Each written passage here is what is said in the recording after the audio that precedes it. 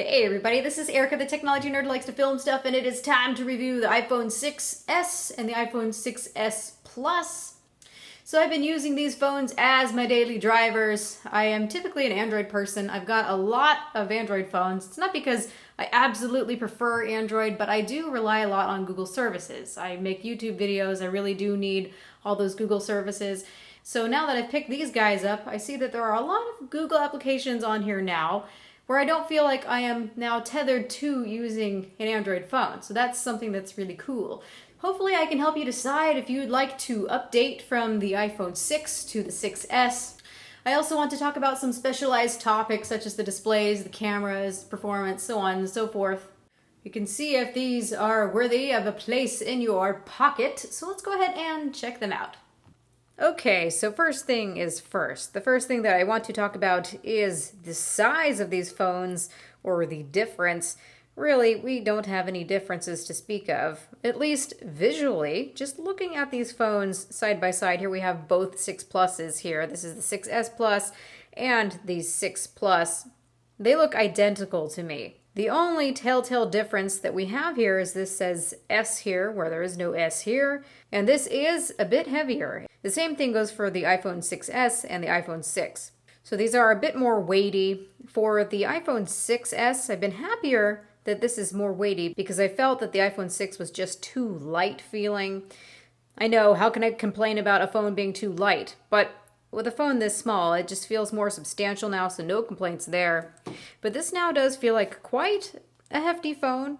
Although, honestly, I'm not too bothered by it, as I'm quite used to carrying around very heavy phones, very big phones around. Spec-wise, and if you look really hard, or if you end up using a caliper to measure, you can see that this one is just a little bit wider, a little bit thicker, a little bit taller, and the same thing goes for the 6S. The question, of course, would be, can I still use all of my cases? Well, that's going to depend. I've seen that a lot of the slip-on type cases that I have work just fine. If you have a really form-fitting case, then you might end up running into some problems. But just about every case that I have right here, the pop-on type cases, they all fit just fine. You can see I even have the old red iPhone 6 Plus case, and this fits just fine as well. I really can't tell that this was not made for this, because all the cutouts and everything are in the same place. So you're probably going to have a lot of good luck here with this, but it's probably going to be a case-by-case basis. Haha, pun intended. But overall, I am not too worried. Now, I'm going to be very happy when we come across the iPhone 7 next year because I'm getting tired of this design. I don't really like this screen to body ratio. As you can see, the screen is huge. It's a 5.5-inch display, but these bezels just add so much more bulk onto this phone. I can argue, yes, I can easily use this to play certain car-type racing games in landscape, and I don't have to worry about touching the screen. That works really well, but when you have devices like the LG G4 with the same size display, 5.5 inches, you can see just how well LG did with the footprint of this phone. So I'm hoping to see that Apple will come out hopefully with a smaller phone, something that's more ergonomic, something that's not as hefty. I give it to them though, this does feel premium. So you can see the difference in size there with a 5.5-inch display of the LG G4. You can go ahead and grab something like the Galaxy Note 5. This is a 5.7-inch display. And still, we've got a better body-to-screen ratio. We've got very little bezel here on the side, and we've got some bezel here at the top and the bottom, but you really can see the difference still. Then here you have the Galaxy S6 with a 5.1-inch display. So the only option you have right now, if you don't want this big of a phone, is to go for the smaller one. But then in the display section, I'm going to talk about just how we don't have as high of pixel density on the smaller one than on the larger one. This is barely breaking 720p, where this is a full 1080p. So I do feel still a little short-sighted. I know this is the S series, so essentially this is the better version of the 6 that they have released. Alright, pocket test. So I haven't done one of these in a while, but I figure I would do one anyway. We've already compared the sizes of the flagships that have come out as of late, and they're all quite big. And I've just been concerned about the iPhone because of that screen to body ratio.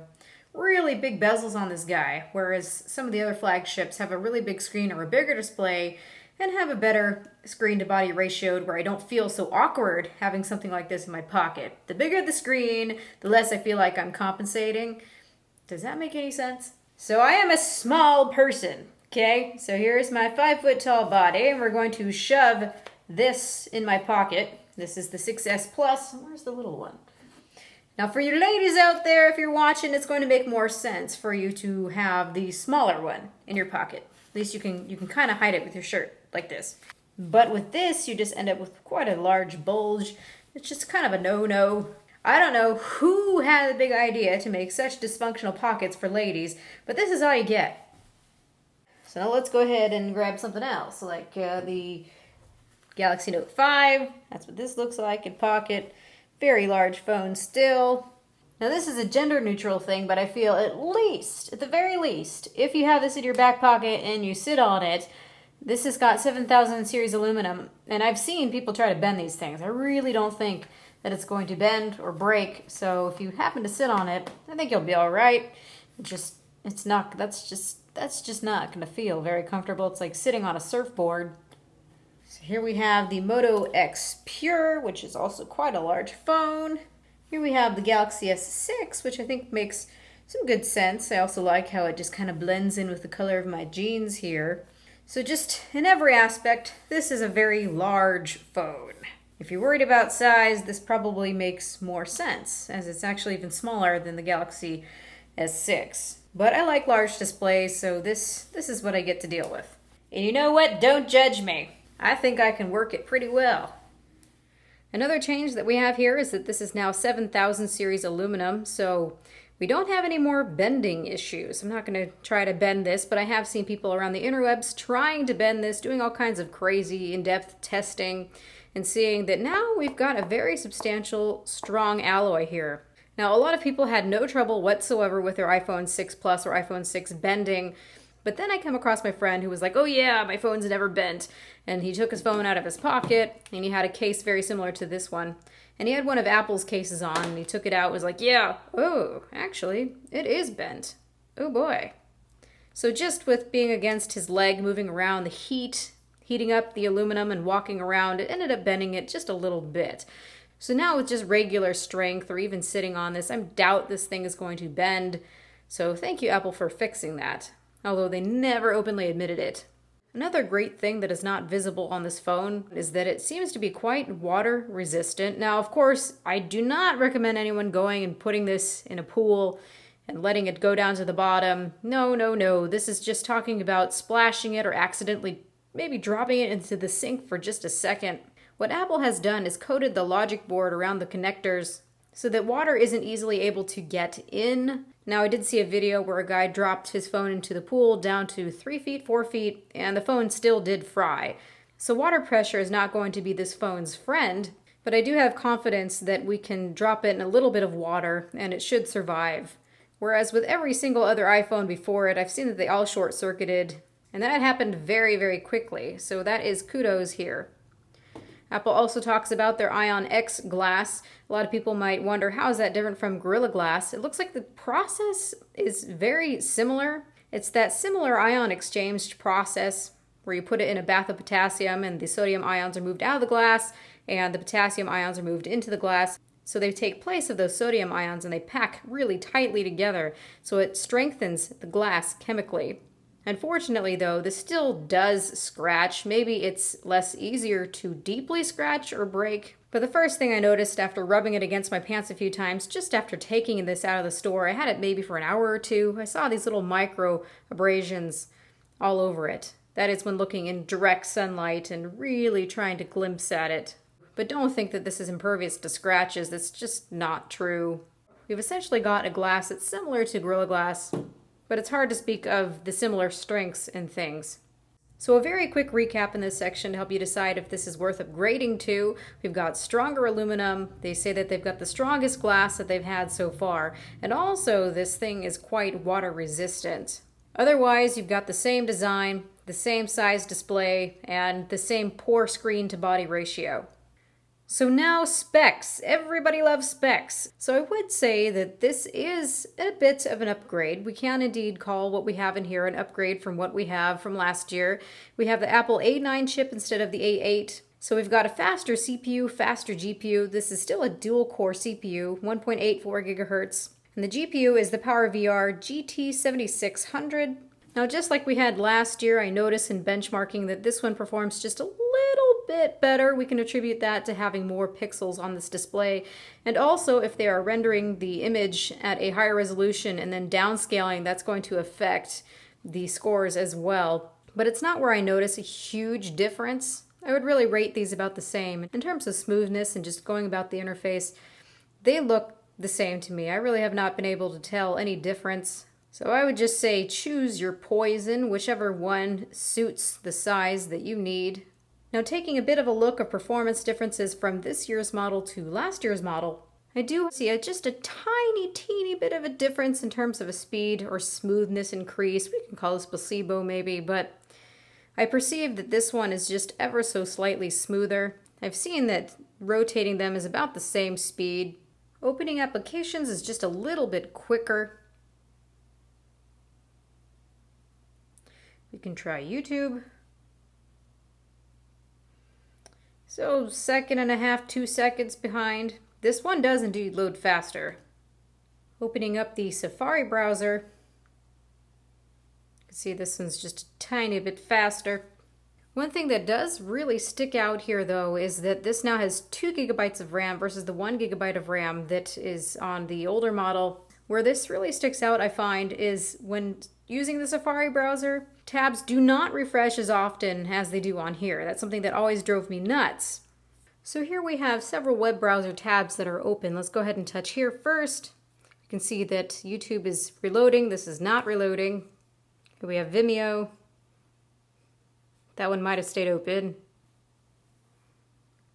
We have New York Times. New York Times has to reload. Here we have TED Talks. This has to reload. Something like GameStop. So all of them are reloading here on the last year's model. So it's enough to prove my point that all of these are staying open just fine where we're struggling here. To really hit home here, we can look at some benchmarks. You can see that we've got a nice increase in the single core scores, same thing in the multi-core scores as well, so definitely faster GPU.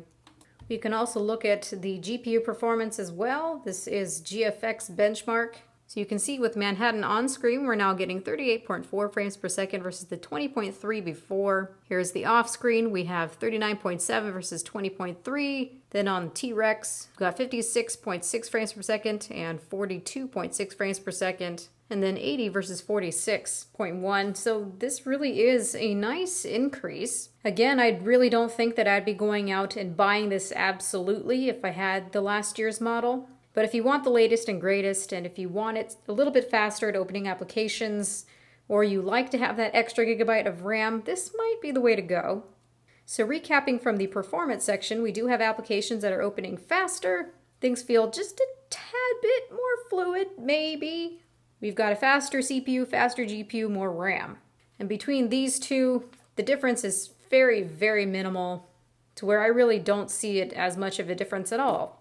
Furthering, talking about specs, here we have an 8 megapixel camera, and then we have a 12 megapixel camera here. This has now jumped up to 5 megapixels on the front, and then we've got the 1.2 megapixel front-facing camera from last year. That's really, really paltry. Now that we have a 12 megapixel sensor, we have 4K video, so I'll be talking more about this in the camera section.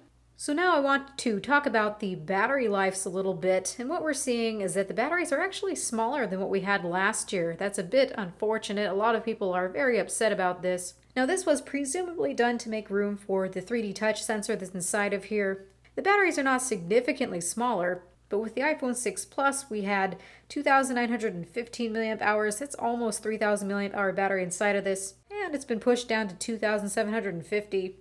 Then for the 6S, we had an 1810 milliamp hour battery, 1,810, and now it's down at 1,715 milliamp hours. Now, due to the efficiency of the new processor inside of this, Apple is saying that the battery life is exactly the same.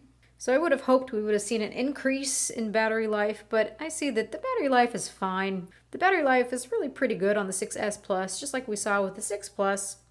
And I'm getting myself a full day of battery life on the 6S. So full day of battery life on here, unless I'm really running it hard, then I can get through about half a day. But this lasts me more than a day of battery life. I really haven't had any trouble with this whatsoever. So even though we have smaller batteries, it's really not so bad. It's just not an improvement either.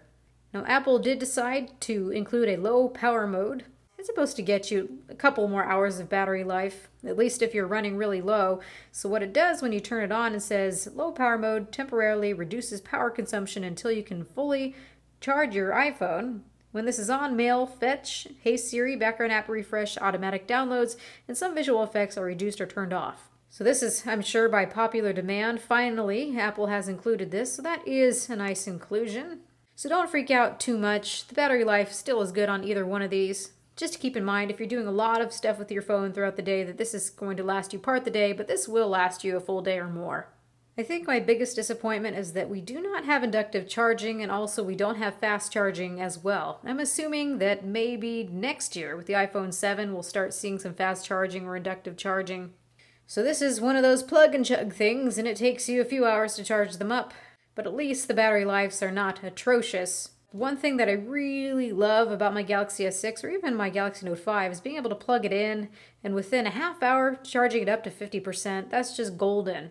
I know the battery life isn't phenomenal on this, but since I have access to a wall charger pretty much all day long, it's really, really, really nice to have. So get with the program, Apple. Now the last bit I want to talk about for performance is this Touch ID button and just how insanely fast this is now. This might be a hindrance or this might be a good thing. It just depends. So Apple has made this so stinking fast now that you can't even take a look at your notifications on your lock screen. I know a lot of people are pointing this out. This is something that just completely floored me. All you have to do is touch it. It's unlocked already. It is so fast that it's such an integrated part of the system that you can't even tell if there is a lock on this anymore. Here, look, I can just use another finger. And it tells me, try again. So that's really ingenious. To get fingerprint recognition to be that seamless is really, really wonderful. The only thing, though, now is that if you want to check your lock screen notifications, you have to touch this button up here. Otherwise, it's just too fast. That's insane. See, check that again. Barely did I even touch that. I don't know how they did it, but you can see on the older one, you can touch it, you can take your time leisurely looking at notifications on the lock screen, and you can touch again, there it goes. Or you'd have to just hold it down for a bit longer. So that's a couple of seconds. That wasn't slow. I thought that that was actually pretty good. But this is something entirely of its own class. Now here I have my Galaxy S6, and you can see I have to hold it down. So these kind of remind me of each other, but this is insanity. And I'm not really sure how I feel about it. You guys can let me know in the comment section below. Okay, so let's move on to talking about the displays and also the calibration of these displays. So the first thing that I want to mention is my sadness of how Apple has not boosted the resolution of the smaller version of the phone. According to specs, it is 1334 by 750, 326 pixels per inch, so that's the same as last year. In this day and age with displays that are hitting 4K, which is ridiculous, and 2K, which is, I thought it was ridiculous, but actually looks nice, it's just inexcusable to have a display that's barely breaking 720p. It is a little over 720p, but not outstandingly so. We're used to having 400 pixels per inch or more. So this display, Apple, is very much showing its age. When looking at icons, when looking at text, you can just see that it's just not as sharp or as pleasurable to view as other displays out on the market. And for how much this costs, it's really not okay. So I think that maybe iPhone 7 will have a higher resolution display. Think about it. Higher resolution display at 4.7 inches. It will be nice and crisp. It'll look great. Even if this was a 1080p display, the pixel density would be pretty nice. So I really don't know what that is all about here. So if you are a display junkie, you will need to go with the Plus model of the phone. At least this is 1080 by 1920, over 400 pixels per inch, so that's pretty standard for the rest of the market, and it does look good. Now when looking at the calibration of both of these devices, this looks the same as we had last year. Apple is still claiming full sRGB standard. They are most likely talking about the full sRGB calibration standard. Now, that's important because all the content that we watch, whether it's content on YouTube or if it's even app content or if it's internet content, all of that is encoded for sRGB. And to get that sRGB content to look correct, it's good to view it on a display that's calibrated for sRGB. So Apple claims full sRGB standard, but the thing that sticks out to me is that this is a little bit too cool. The whites that we see here, the white point, is a little bit too cool to be the full sRGB calibration standard. So of course I did some measurements and I could see that they're close to the sRGB calibration standard, but they are not the full sRGB standard. The whites should be D65 or 6500 Kelvin, so they're just a little bit too blue, but not horribly blue. So we have 7300 Kelvin, this is 7500 Kelvin. I've seen that between the models and also just between different phones that the white point kind of varies. Some people say they've got a warmer white point, some are a little bit like this, more cooler. But standard I've seen between a lot of models, the more cooler looking displays. So I feel that 7300 Kelvin, 7500 is right at the brink to where it starts to look too blue. If you go cooler than that, I think that the colors just don't look right anymore, because when you have a bluish white point, a cooler color temperature, it's also going to give a bluish color cast to all of the colors. So it still looks good. It's a little bit bluish for my taste, but not bad at all. And in terms of the color space that we have, this is meeting the full sRGB color space. And the saturations look good, so things don't look oversaturated. It's not like an AMOLED panel like we have with Samsung. So Apple is very careful about that. Also for the gamma, which is really important, not gamut, but gamma. They are targeting gamma 2.2. Apple is one of those only company that I see actually cares about getting that gamma right. Because if you have gamma that's too high, if you boost that gamma too high, it's going to not only dim the image, but it's going to saturate the image as well. And if the gamma is too low, it starts to make the image look washed out. So kudos, they're Apple. Their grayscale calibration is pretty good, except for having a bit too much blue. So Apple really didn't feel like they had to do anything to improve what they have here. At least they were not lying about the brightness of these displays. Both of these hit over 500 nits, so those get nice and bright. They also talk about their contrast ratios, and I see that they are truthful for that. So the blacks are pretty decent. They're not AMOLED black, but it's not bad at all. So overall, I do like these displays. If you care about watching content and aren't just using this for social media here and there, and you want to take pictures and want to be able to see details, go for the larger model. That's really going to be the only choice you get, unfortunately. Maybe next year, Apple, just maybe next year. All I can think about is that Shia LaBeouf meme, do it! I mean, it's not going to take much. Seriously, just boost the resolution on this thing. I'd be muy happy.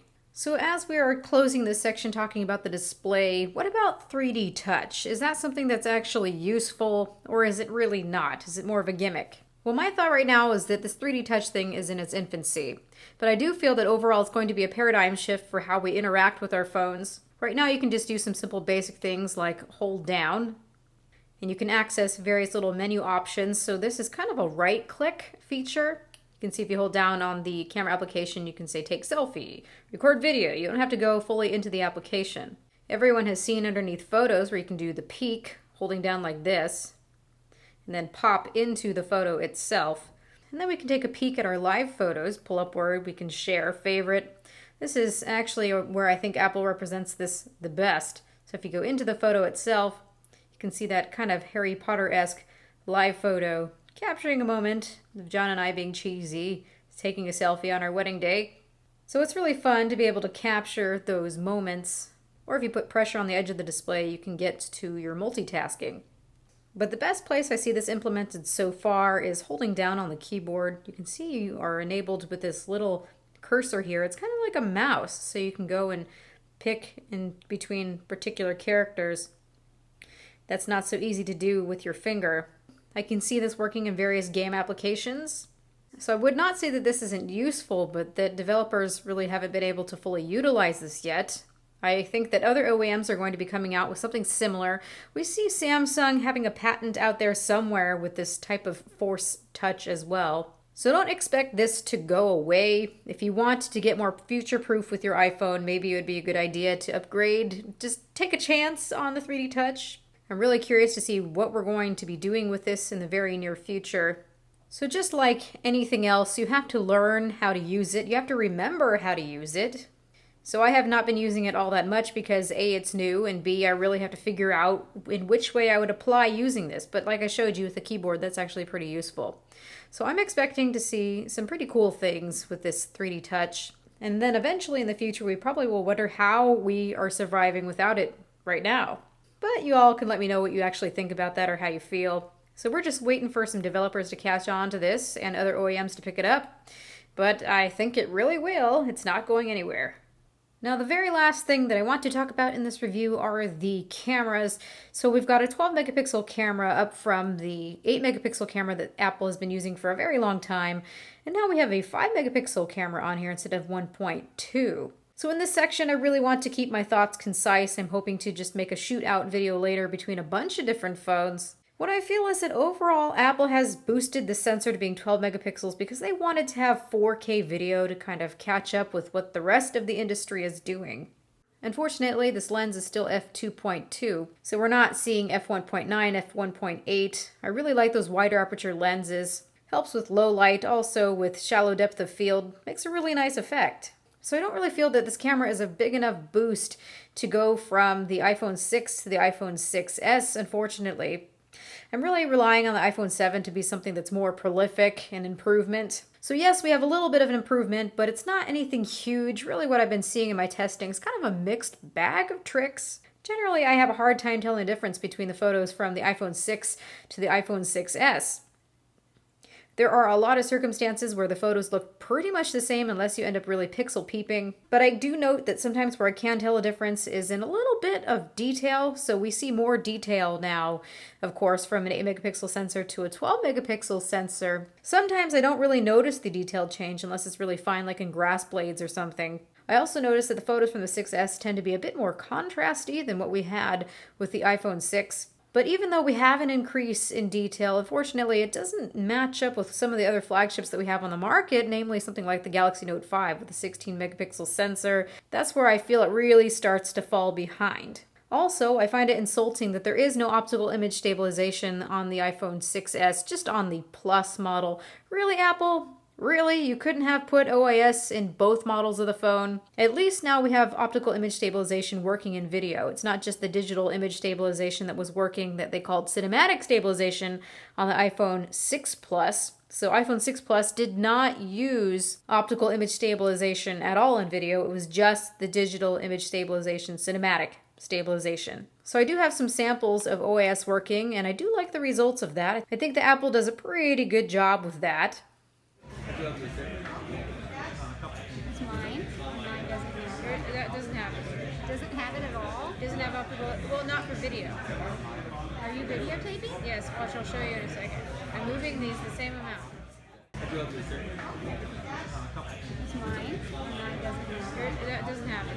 Doesn't have it at all? Doesn't have optical, well, not for video. Are you videotaping? Yes, watch, I'll show you in a second. I'm moving these the same amount. 60 frames per second.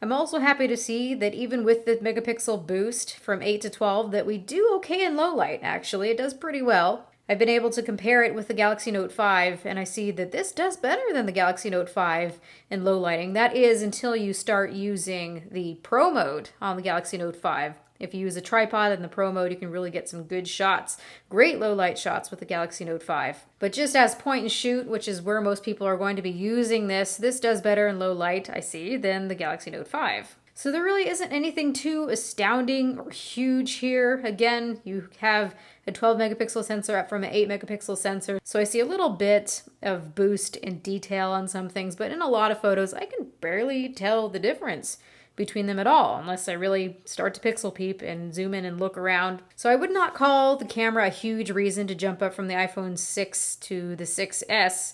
I'm really going to be looking towards the iPhone 7 for that.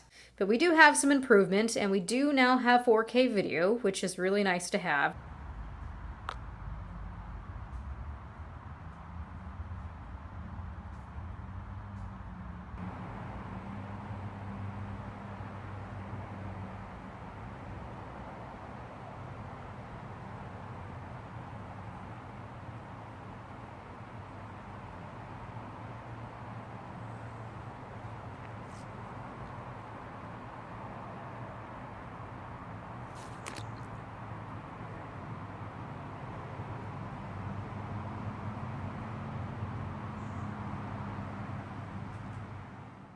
I do like Apple's camera interface though, although I find it to be too simplistic sometimes, and there's just not any manual controls. But it is very simple. You can just slide upward to go between a couple of different modes here. I really don't like where they have put the settings for the camera, very strangely. So you need to go underneath Settings, Photos and Camera to be able to control a couple of the settings, such as recording video. So you need to go underneath here to select 4K at 30 frames per second, 1080p at 60 frames per second, 1080p 30, so on and so forth. So that's kind of inexcusable to have that there. It's a little strange. Even your option for camera grid is under here. Why? A remarkable thing to note though, underneath slow-mo here, is that we do have the ability to shoot in 1080p in slow motion at 120 frames per second, so that's nice because we were stuck at 720p before. I guess they keep things by default, and if you really want to change some options, you need to dig around inside the phone, but it's just kind of counterintuitive. So there's that grid there. So by default, you have live photos on, and I really haven't been using live photos all that much, except for a few times on my wedding day, because you end up capturing 3 seconds of things, and a lot of the time I'm just capturing things I didn't actually want to capture. But we've got HDR auto on off. We've got our flash. Of course, now you can change to the front-facing camera here. Hello! And you can choose flash as well here. There is no actual flash, but it's just the display itself. So you can take a picture. You can see the display itself becomes really bright to flash in your face. It is nice that we do have auto HDR now for the front-facing camera. It's just a very simplistic interface. There's not too much to be said about it. So this is all that I want to say for now between these phones. I think that it is a marginal upgrade. We do have some improvements that might be enough for some people to upgrade to, such as if you want a little bit of better water resistance, although I would not still recommend taking this around water. If your phone bent into oblivion, it might be worth getting one of these guys over the one before. We've got that 3D touch, although this generation I don't really know that we're going to be doing much with it. It's probably going to become more prominent later on. We've got a lightning fast fingerprint scanner, which sometimes I think is actually a downfall. You've got battery life that's the same. You've got a little bit of improvement on the camera, and you have the option for 4K video, though it's not the greatest. This is a phone that I think I'd be happy enough to use as my daily driver, and I have been using these as my daily driver. I think that what's been making it easier now, just as a side note in this wrap-up, that we have tons of Google applications now. I've got everything on here that I could possibly need. I even have Google Play Music. I never thought I'd see the day. So I feel like I can actually reliably use an iPhone now as a daily driver. That's a little bit of a confession on my part, because I have been tied to Android due to the Google services that Android has. So let me know what you think about these phones, and if you would like to upgrade to these. Or if you essentially would just wait for the 7. I would personally wait for the 7. I think these are nice, but if I had a 6, I really wouldn't go for it. So thank you everybody for watching. This has been Erica, the technology nerd who likes to film stuff. Please rate, comment, and subscribe. Let me know how you feel about these phones. Are they a must-have or are they something to brush over? Let me know and have a good night.